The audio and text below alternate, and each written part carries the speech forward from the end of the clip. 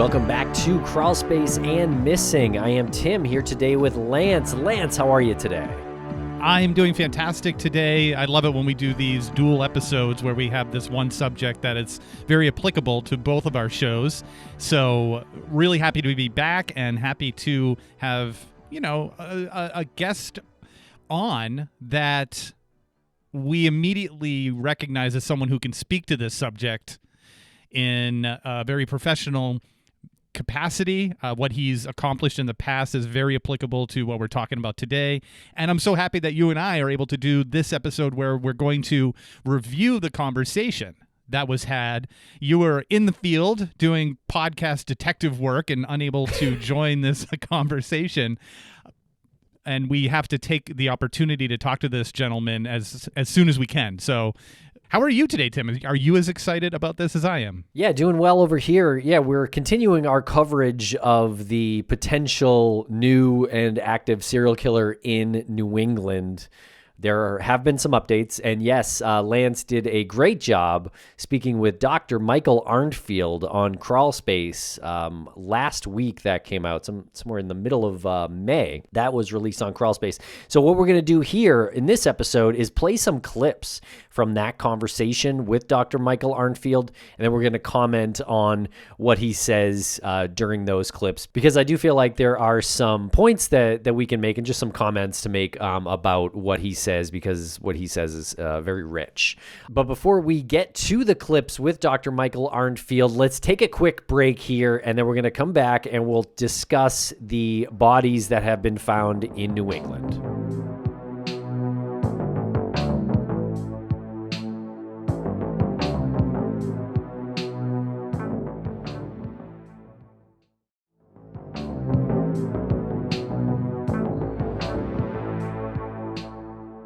Okay, back here on Crawlspace and Missing for this continuing coverage of the potential serial killer in New England. And Lance, so let's run down this list of bodies that have been found, some more suspicious than others, as we've been saying here. March 6th, 2025, there was the remains of a woman found near Norwalk, Connecticut, and she was found in the river. Her clothes were found on the bank of the Norwalk River. And also on March 6th, unidentified remains were located by a hunter in a wooded area in Plymouth, Massachusetts. As of this time, there is still no information on the gender, the age, or the cause of death. And then on March 19th, 2025, the remains of Suzanne Wormser were located near a cemetery in Groton, Connecticut. Now, this was kind of a wild case because they arrested a man named Donald Koffel, who was Suzanne's roommate. And apparently Donald attacked Suzanne because she stole $200 worth of his crack. And he attacked her with a baseball bat, killed her, dismembered her, and put her in bags and trash receptacles near this cemetery in Groton, Connecticut. So Koffel was arrested, charged with murder, and then he died later at the Corrigan Correctional Center, and that's according to the Connecticut Department of Correction. So interesting story there. That one is kind of, I guess, wrapped up in a sense. Doesn't seem like Donald Koffel, who was an older man, doesn't seem like he is a serial killer. And on March 20th, the remains of missing New Haven mother Denise Leary were found in a wooded area near a home. Denise had been missing since September 30th, 2024. And the New Haven police issued a statement in response to social media claims about her death, saying that there was no indication of criminality in the case. And the New Haven Police Department hasn't been able to determine the exact cause behind Denise Leary's mysterious death. According to the official statement, her remains were found in an advanced state of decay, and investigators working at the scene actually couldn't determine her gender or her age on the site. Right. So it sounds like she had been there for several months, and she couldn't have been there more than 6 months because she only went missing in September. Right. So it's probably very indicative of her passing very soon after she was declared a missing person, September 30th of the year before, 2024. So that decay has to have started as soon as possible. And then on March 26, 2025, the remains of a missing woman were located. The family believes her death is suspicious, but is adamant that she was not the victim of a serial killer. And we have spoken about this case. We've named this person, but again, her family is very adamant. They do not want her mentioned as a part of this conversation. And on April 9th, 2025, unidentified remains were located in Killingly, Connecticut. There, at this time, is no information on gender, age, or cause of death. Okay, and then on April 22nd, 2025, 45-year-old Megan Meredith's body was found near a bike path in Springfield, Massachusetts, and her death has been investigated as a homicide, and it is officially ruled a homicide. And so Megan Meredith was discovered by police, and she was unresponsive, and actually she died after they had found her. But her death was ruled a homicide. So definitely an interesting series of events there, and I'm not trying to suggest the police had anything to do with her death, by the way. Definitely not suggesting that. So this is an interesting story, definitely something we're going to be following. Yes, and just to piggyback on that, when you start to kind of try to wrap your head around this, and we actually talked a little bit about this in the conversation with Michael Arntfield, that police discovered this individual, and this individual has not passed yet. She's not dead yet. And I believe there's another article that says that there were failed attempts to resuscitate her. So at what state is a body in? What condition are they in when any attempts of resuscitation are applied?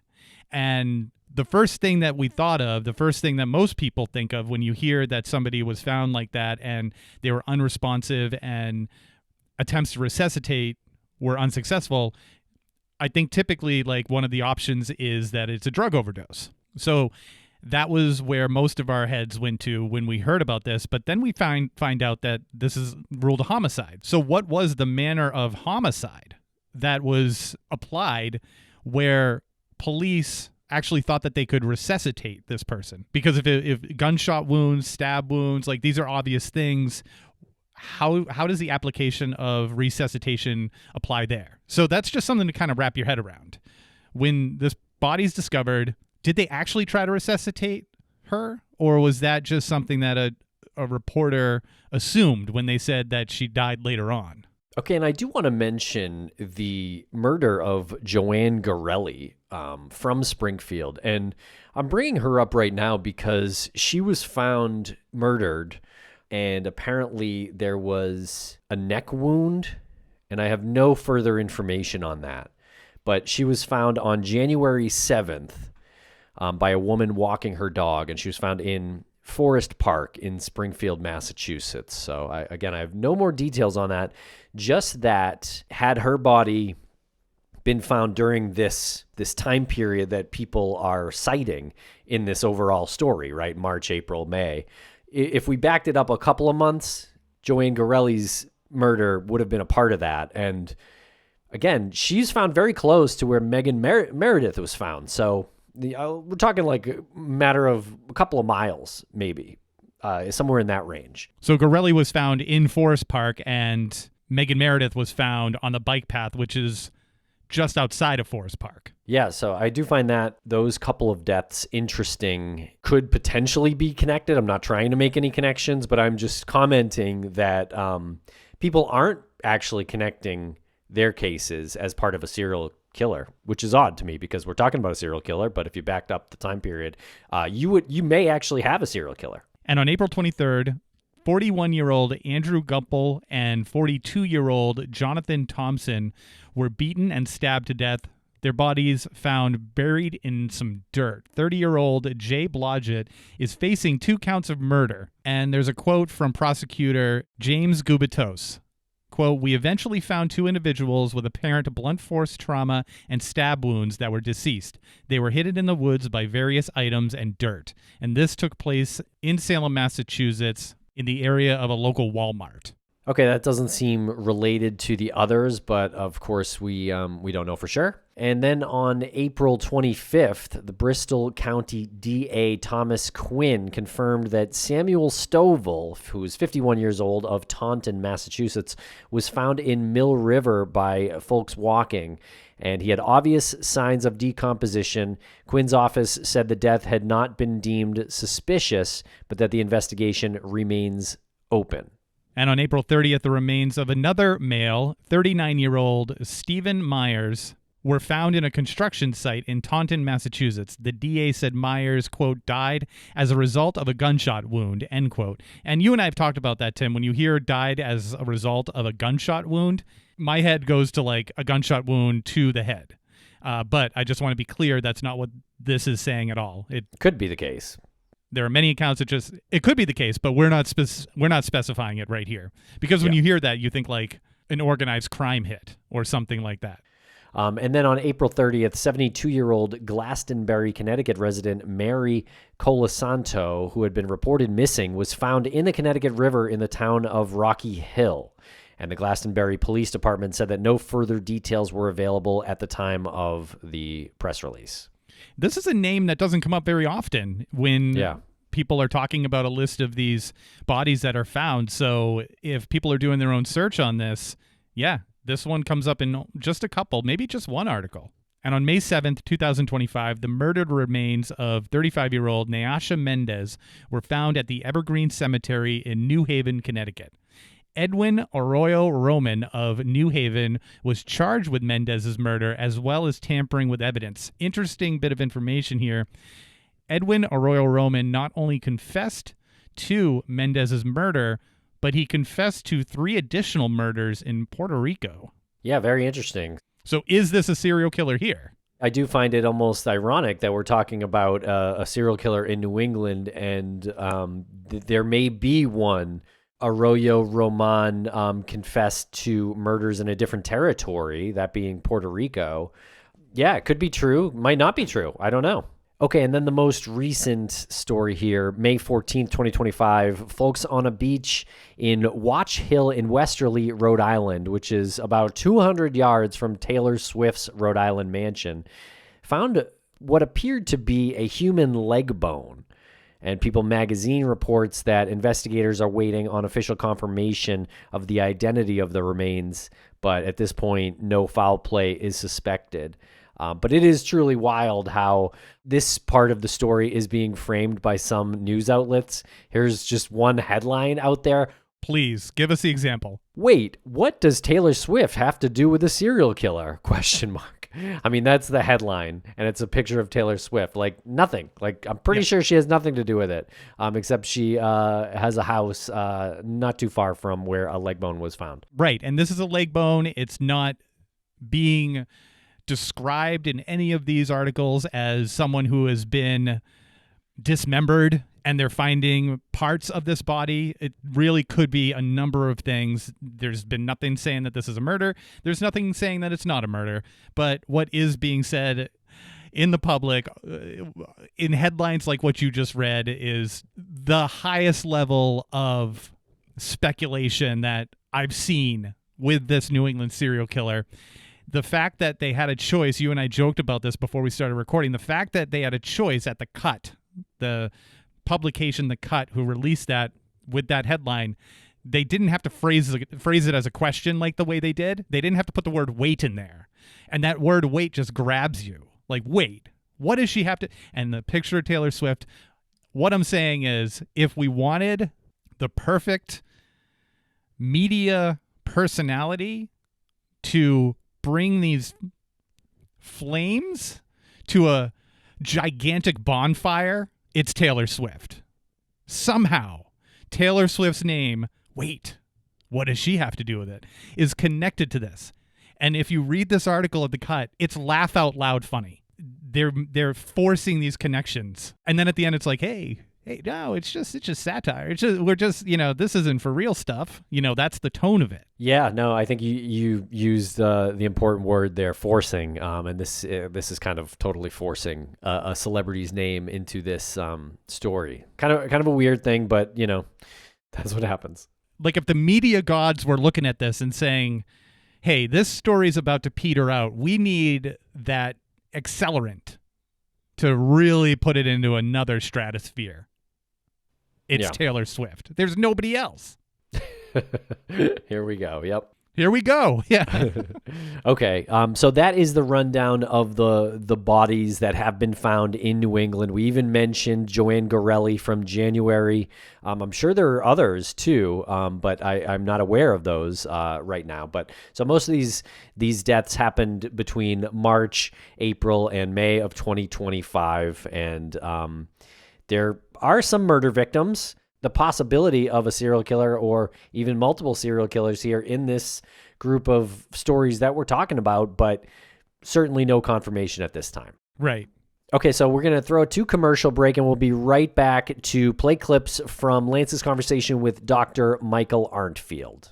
And we'll be right back after a quick word from our sponsors. Thanks to our sponsors, and now we're back to the program.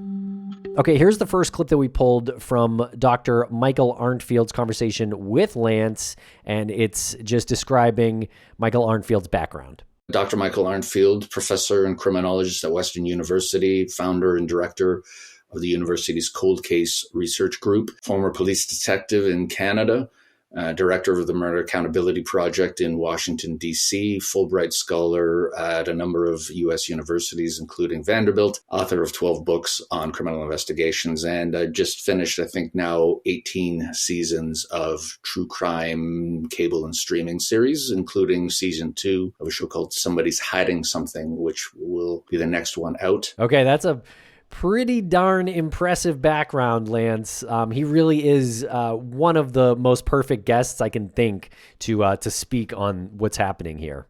Yeah, and you know what's interesting is that he could have gone on. He kind of truncated his credentials there. He could have gone on a lot longer, and it's pretty rare that someone comes on the show a couple of times beforehand, like a few times beforehand, and we've talked to him over the course of the past few years. Yeah, we've even met him at CrimeCon. We met him at CrimeCon, yep. And then he introduces himself in this conversation, and I didn't know he was a doctor. Yeah, I don't know if that's a new development or if I had missed it from his previous appearances. I think he just didn't mention it before. Yeah. Well, he's so accomplished that I wouldn't be surprised. Yeah. Yeah, exactly. So accomplished that the doctor part just slipped his mind. Okay, and the second clip here is, I think, the longest clip that we pulled. It's about 6 minutes, and this is a great section where Michael Arntfield speaks about the smiley face killers, and he also mentions the Boston Strangler, and it's coming up as part of a sociological impact of this story. So this is a really fascinating sociological phenomenon, regardless of how this ends in terms of any criminal investigation or legal outcome. Really reminds me sort of at least for now, a miniaturized version of the smiley face killer case. So not the happy face killer, which is that Netflix series, but the officially unsolved and many would say really uncorroborated theory of a series of drownings across the U.S. of college-age males under suspicious circumstances where a smiley face is found near the water, where either they went into the water or where the bodies were recovered. That's a really interesting case because you can find patterns in anything. And overwhelmingly, statistically speaking, in terms of the investigations, those cases have been explained as either accidental or undetermined. But you can put a lens on that, particularly when you're dealing with a large region, and say, well, there was no consistent investigative methodology because one was found in Wisconsin, one was found in Minnesota, different police departments, different methods, different levels of competence. So we can't say that, at least some of these aren't part of a pattern. So it's the same thing here. New England's believe it or not, a big area. You know that. Lots of different police jurisdictions, and they're handling these all very differently in terms of either information they're prepared to release or when there's an account of a body being found, whether that is by way of press release or that just gets leaked. Because otherwise, a body just being found as a result of a natural death, a suicide, or even an accident isn't necessarily going to be something the police are going to release. Certainly not without locating the next of kin. So we've got a constellation of unusual things happening here that I think is very easy for people to synthesize all that into a narrative of that these must be related. And you talked about a couple of the things that will lend credence to such a theory. One, a number of female victims who appear to have nothing in common. Two, the bodies being found outside. So when you have females found dead outside, people immediately, particularly in the true crime milieu that we're in, think body dump. You think multiple females unrelated to each other. You think stranger attacks, multiple victims, multiple locations, outdoor disposals, must be a serial killer.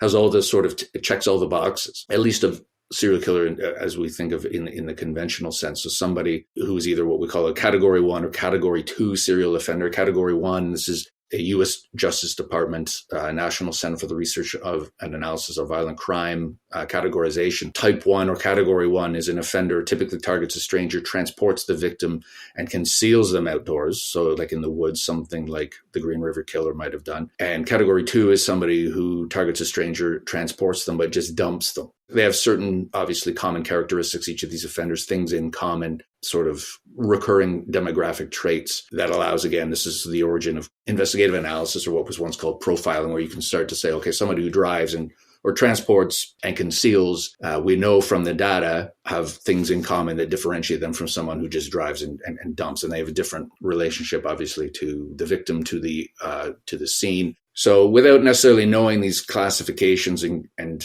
this what we call offender taxonomy, people who watch true crime, read true crime, listen to true crime podcasts, they already know this stuff intuitively. So they think of, okay, we have females being found outside in numbers. The police are releasing or acknowledging these deaths, which suggests that, maybe they're not suicides. Suicides as a policy almost universally in the G7 are not reported on by law enforcement agencies unless there's some public interest in it or the media gets a hold of it because it's a person of public interest. Natural deaths are not reported on outside of death notices and obituaries.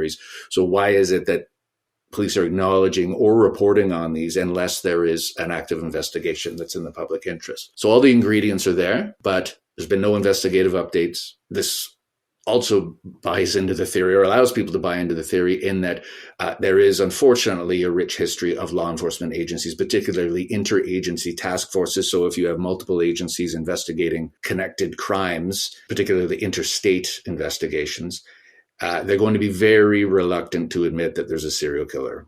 So this isn't something they're going to come out and say right away. And in fact, I've seen some media reporting that harkens back to the Boston Strangler case, which remains very infamous. New England, specifically Massachusetts, serial killer, where actually the opposite happened. They were very quick to label this a serial killer and release too much information to the public, to the extent that now really the criminological theory is that it was Boston Stranglers, plural, and that people got it in their mind that they were very excited by this very specific MO and signature that was released to the public, what would have been normally known as holdback information, so information held back for investigative reasons, and that there was copycats, and that, DeSalvo, who history now deems to be the Boston Strangler because he's the DNA man, there's a DNA match to the final known victim. He likely wasn't the only one responsible for what are anywhere between 8 and 12 deaths, depending on how rigorously you want to catalog them. So that was a bit of a rant, but I think that sums up what we're dealing with right now. And this is one of those things that is neither verifiable nor falsifiable.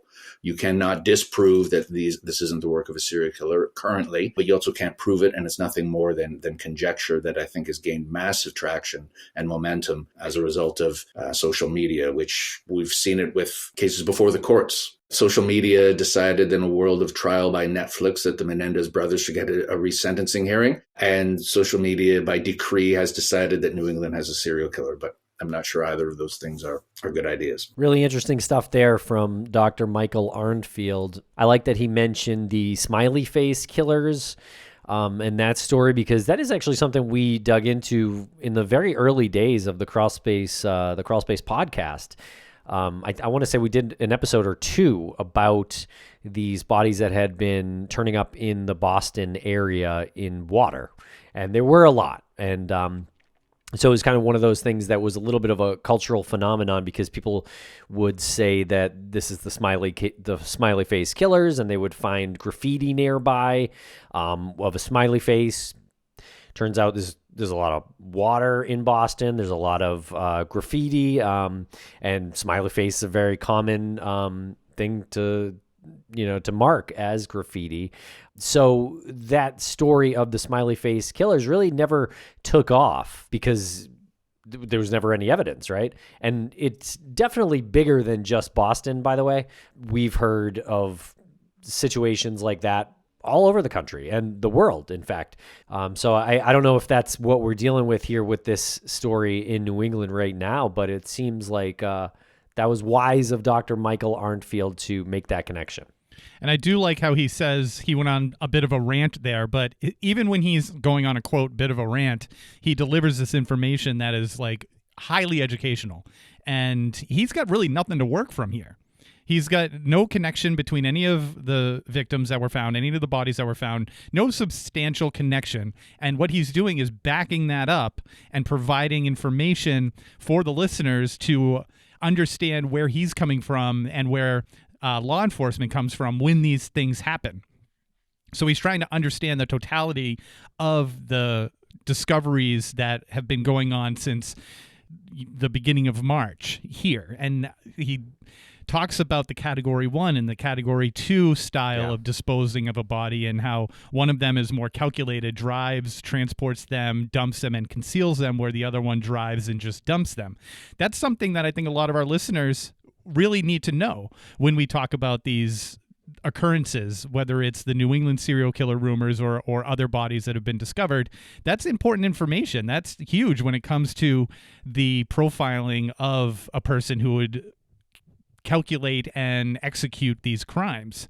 He also brings up something that is a new phrase for me, this trial by Netflix. And he brought it up a couple of times during the conversation, the Menendez brothers, and how Netflix can release a documentary or a docuseries, and all of a sudden convicted murderers get a second chance at a trial, and they're able to be released, or they're able to be judged again, and you're judged by way of Netflix. I thought that was really incredible that he brought that up, and made me wonder where we are at in the state of the system, like where are we at? How is that good? Is it bad? Like, you know what I mean? And I'm not saying that like, where are we at in a bad way? Like, where are we at? Is it good that the public can have that big of an impact now? Yeah. I don't know. I would say good and bad. You can definitely make a case for both. But yeah, as he said, the power of social media, and it is a kind of a wild thing. Still a developing story there. Exactly. Social media. And the kids out there might know the Boston Strangler because there was a recent movie in the past year, I believe. Yeah, past couple of years on Hulu. Hulu production. Keira Knightley was in it. So that's like the latest pop culture reference or media reference to the Boston Strangler or Boston Stranglers. But his example is the misuse of the media by law enforcement. They gave out too much information. It gave other individuals the opportunity to commit crimes in a similar fashion that probably will never be caught, because the murders happened, the police released the information, the media took it, it became this firestorm of rumors and swirling innuendos and accusations, and finally DeSalvo is deemed the Boston Strangler. And how cool is that Boston had this moment and they were able to bring justice to the victims, and then it's discovered that, wait a second, that might not actually be the case. So it's all this tedious tightrope walking between what information is had by law enforcement, how they deliver it to the media, and what the media does with it. And what's the purpose of delivering it in a way where, like, do you want to put it out there so that this becomes a lasting legacy, or do you want to actually have justice? Okay, so let's play our third clip here from Michael Arntfield. 2 or more victims that are connected is widely regarded as the threshold that you can classify a case as a serial killer investigation. Officially speaking, the U.S. code that governs the FBI's involvement in serial killer investigations still says that there needs to be 3 or more victims with compelling similarities to suggest that it's a serial killer. But that's strictly a bureaucratic designation to warrant the involvement of the FBI if they're wanted. Criminologists and most police officers would say, you've got 2 or more victims, we're not going to wait for the federal definition of a 3rd victim to drop before we start investigating this as a pattern. So my guess is around that same time. Can we put a date on it? No. I mean, that's the problem with this type of amorphous sort of, I don't want to call it an urban legend, but this is how urban legends start. Really, I think it's up to the police here to clear the air. I can think of some really bad examples. So near where I am in Toronto several years ago, and I appeared in a documentary on this.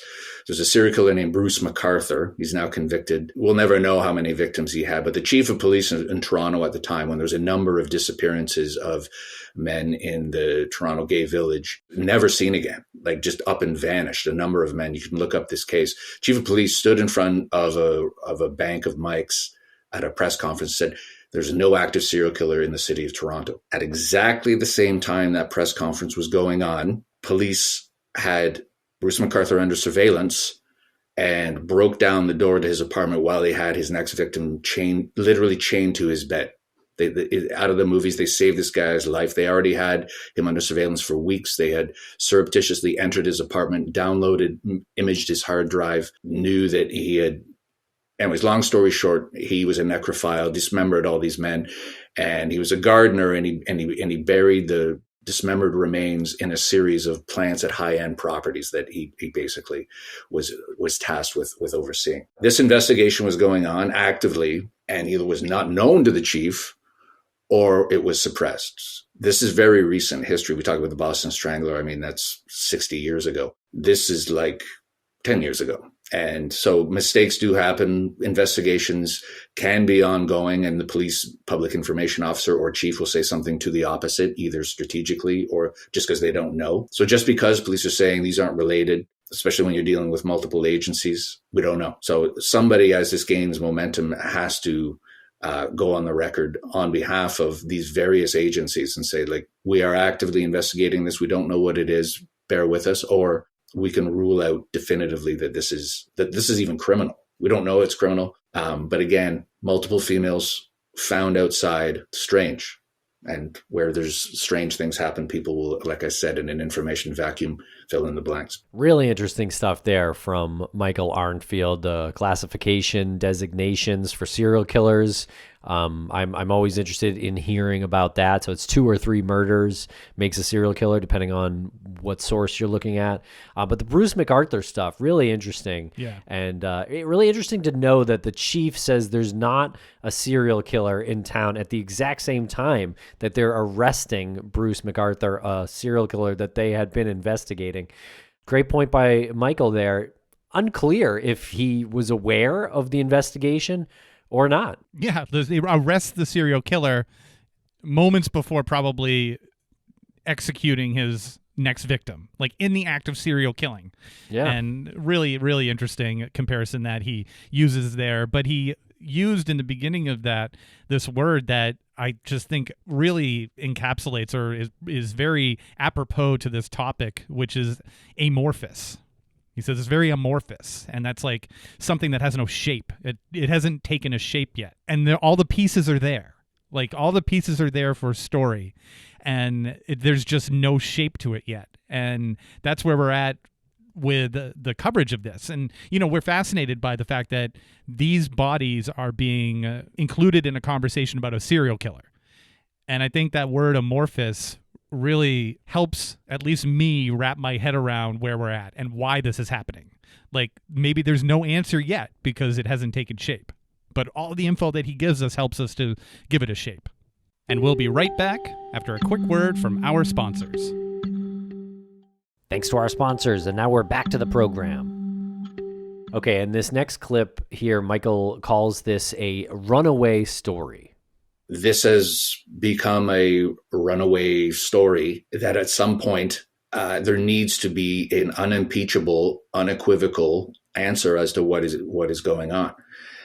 Because this is, again, multiple jurisdictions. This is affecting collaterally multiple police departments and investigators.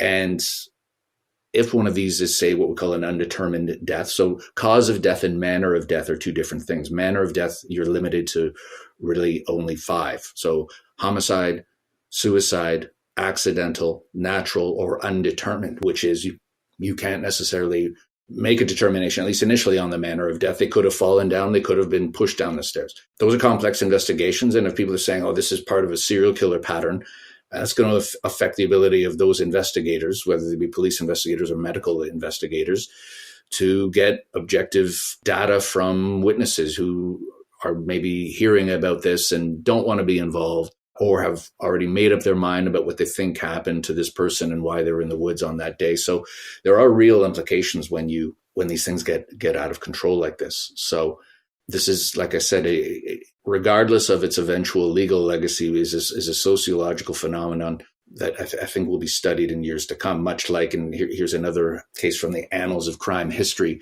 the Mad Gasser of Mattoon, Illinois. There's a bunch of theories about what happened, but the thought was someone was releasing some kind of toxic gas into homes to poison people. And then everybody was claiming that they had either seen this person, that they were a victim as well. I mean, one of the cases was somebody was allegedly overcome with the fumes of what was ultimately determined to be their own nail polish remover. And there's a huge criminal investigation into this, that this was, the theory was somebody who had absconded with some mustard gas, maybe from World War I, and was deploying it into homes to terrorize this small community. It was all just a self-perpetuating urban legend. A lot of resources used at the same time. I compare it all the time to the anthrax mailings of 2001. I was a street cop at the time, and every single day, somebody thought they were getting an anthrax letter because they saw it in the news. So now every letter contained anthrax, or people were finding anthrax in their house with no self-awareness that, okay, no one actually knows you exist. I'm not sure they're going to synthesize anthrax spores and mail them to you. So this is what people do. I'm hoping that this is all for naught, but it's going to take somebody to shut this down. And it's for the reason it was never properly. There was no united front in the Smiley Face deaths case to say, no, these are not related. And there was enough retired law enforcement that wanted to get in on the action and be on television series who said, oh, in our opinion, these are connected, these are homicides.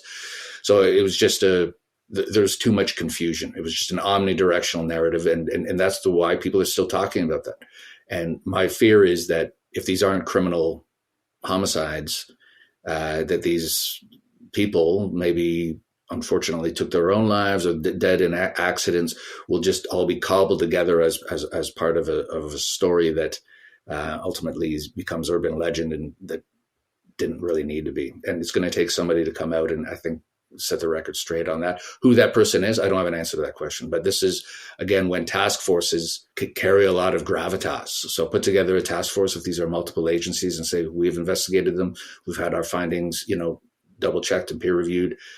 There's no reason to believe, there's no evidence to say that these are connected and that these are criminal occurrences. Wow. Yeah, he mentioned the Mad Gasser of Mattoon and anthrax moment from after 9/11, if folks remember that, where it was a bit of a cultural phenomenon, people thinking male had anthrax and, less of a problem than it actually was, I guess. And this Mad Gasser of Mattoon, kind of the same thing, right? I think people thought there was a murderer out there. It doesn't seem like there was. Another thing that fascinates me about Dr. Arntfield is that he can so quickly and consistently apply the perfect example to what he's talking about. And he does it twice in that clip with the Mad Gasser and with the anthrax.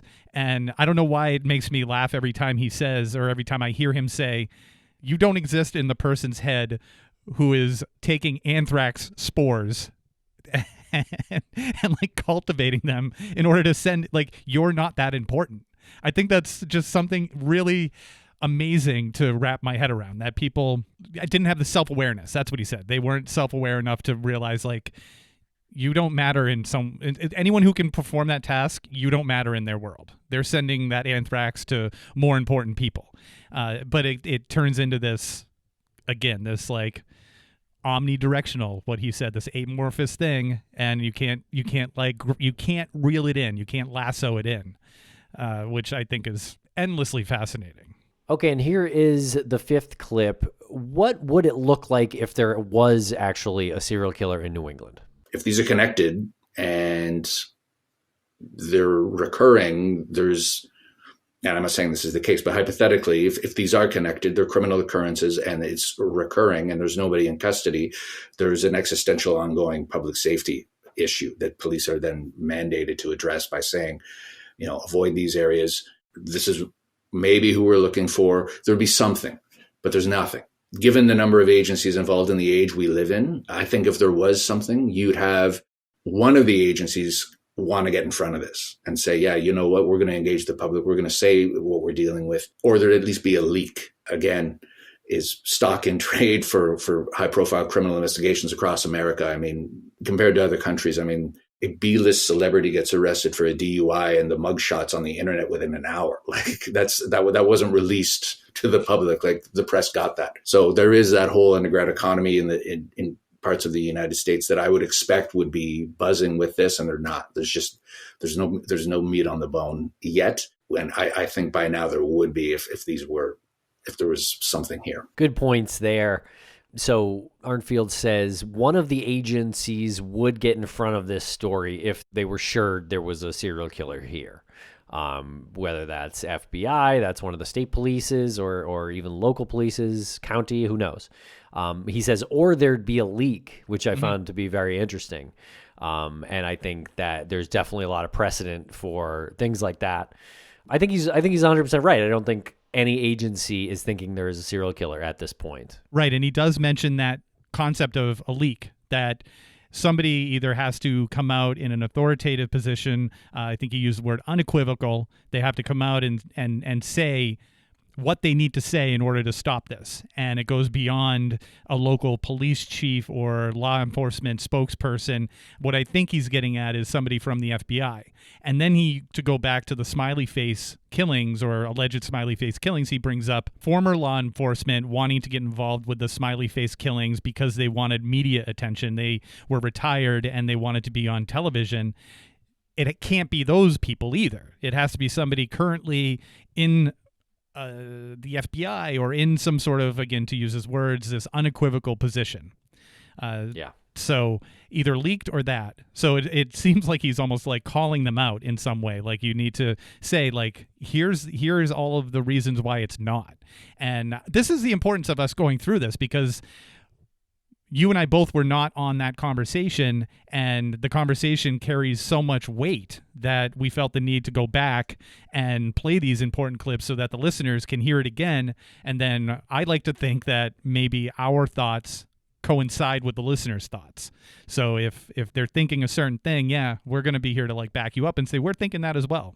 Okay, and now here's the second to last clip where Dr. Arntfield talks about the Murder Accountability Project, and that is a really interesting organization. You can find out more at murderdata.org. Bear in mind that the FBI's Highway Serial Killing Initiative, which is a task force or focus group, if you will, that looks at interstate-related homicides, has clusters across the United States. Like the thought being that these are long haul truckers, and there's a body in Oklahoma linked to bodies in Tennessee and to Louisiana. So, I mean, you're talking massive geographic distances and clusters that aren't contained really to a single city, county, or even state. We need to start thinking about clusters differently when we're dealing with mobile offenders. And that's why I'm really interested to see with the Long Island serial killer, who is a classic example, allegedly, of a commuter killer. So somebody who lives in one jurisdiction,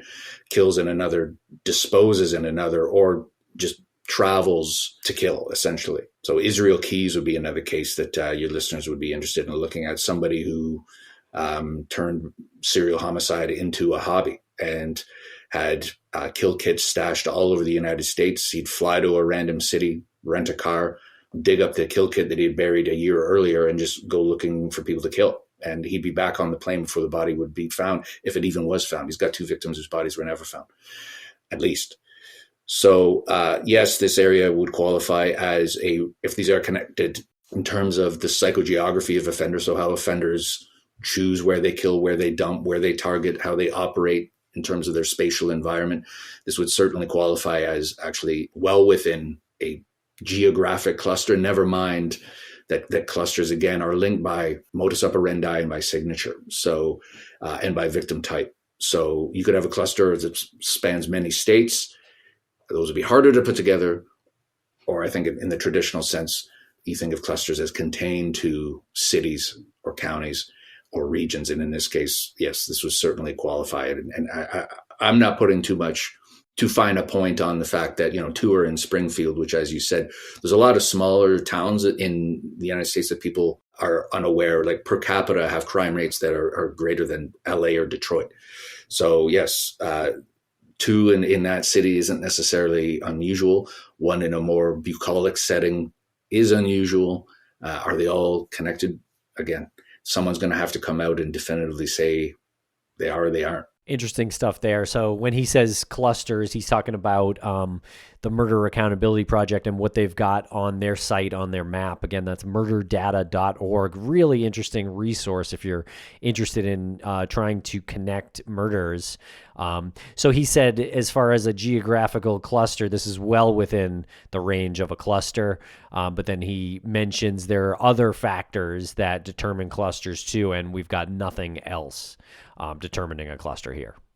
Yeah. And I just want to take a moment to apologize to the city of Springfield. I feel like every time we talk about those murders, I just talk about how like post-apocalyptic Springfield is, how it's just the most dangerous city in the country. Yes, it has a high crime rate, but Dr. Arntfield kind of broke it down for me a little bit. And by saying that, yes, even though it does have a high crime rate, you can look at smaller towns, smaller cities in this country that have a higher crime rate per capita, and it is true, and it's all sort of relative. So I don't mean to totally crap on the city of Springfield. It's a lovely city. The Basketball Hall of Fame's there. Yep. Fine city. Nice casino now. Yep. So I don't want to say like, Boston's got a higher crime rate, I think, or maybe it's on par with. So I'm not trying to really put down the city of Springfield. So that's I think you are. Wholehearted apology to Springfield. Okay, and here is the final clip from Dr. Michael Arntfield, and he attempts to answer the question, why does the culture seem to want a serial killer in New England? It's the proverbial car wreck at the side of the road, right? People are fascinated by the macabre, by, things that would be frightening, but at a safe viewing distance are just captivating. And people want to be a part of history, quite frankly. And then, that's what some of this is people trying to create history and document history.